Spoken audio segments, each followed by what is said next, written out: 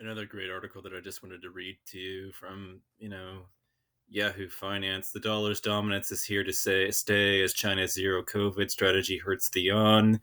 A Morgan Stanley strategist says, you know, the dollar's dominance is here to stay for a very long time, according to a Morgan Stanley strategist.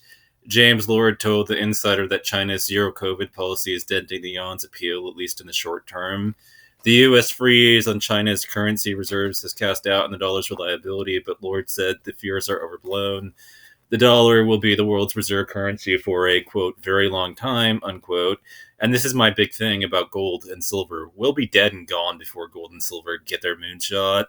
According to Morgan Stanley, strategists who said that China's zero strict, statements like all fiats go to zero are fucking fucked on their heads because, you know, yes, over eternity, basically, but we're not going to be around for eternity. We'll be dead and gone before gold and silver skyrocket and the dollar goes to zero. That's just the reality.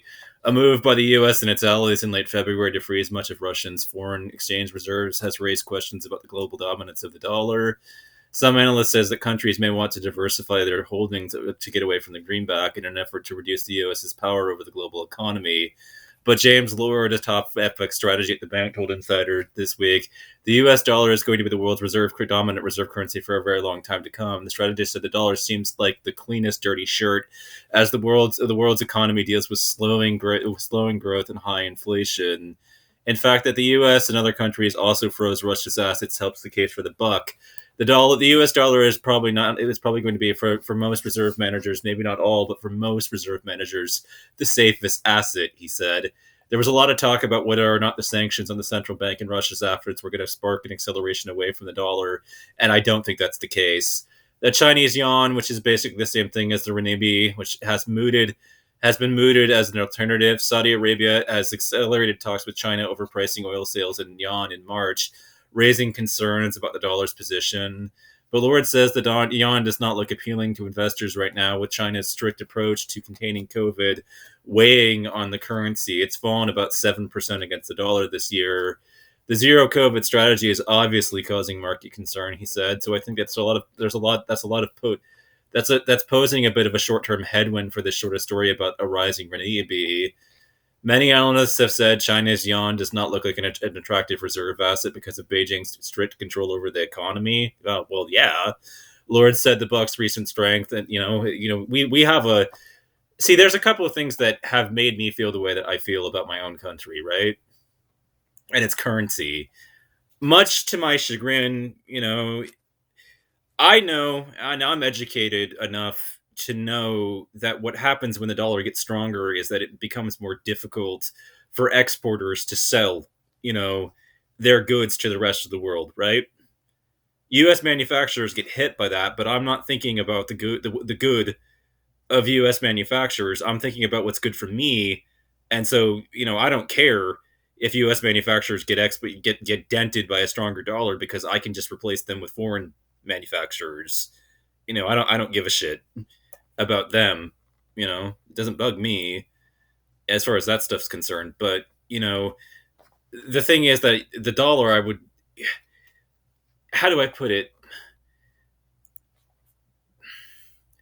Given the sheer scale of the inflation concerns that I've seen and the discussion around inflation and the fact that that's been the one narrative that has surrounded me my entire life, and that I've found more and more data that's making me question, if this inflation really will last and if deflation is not the bigger thing to be afraid of.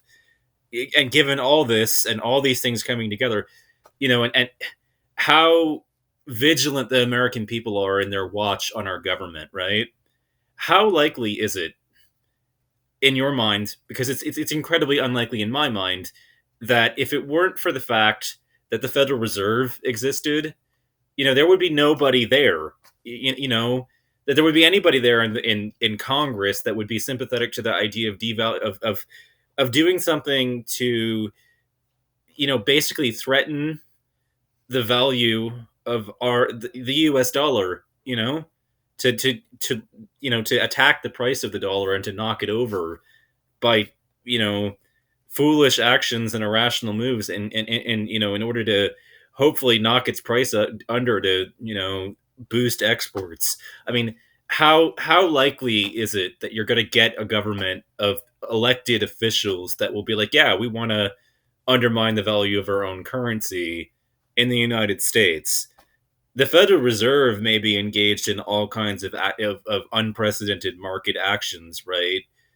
But that's because they're the only people that can move as unelected, an unelected body, in the way that they move in, so that they're not able to, they can't constrain the Fed because like nobody, like we as the voters here in the United States, we don't vote on, the chairman and everything over at the Fed. Like we don't get a direct vote on that.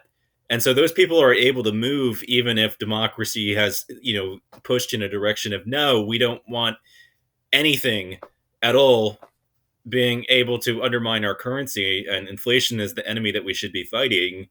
If that's how they feel, if that's how the American people feel, I mean, the American people are always going to be that way. They're always going to vote down a politician or a representative that pushes a policy that would undermine the value of the US dollar.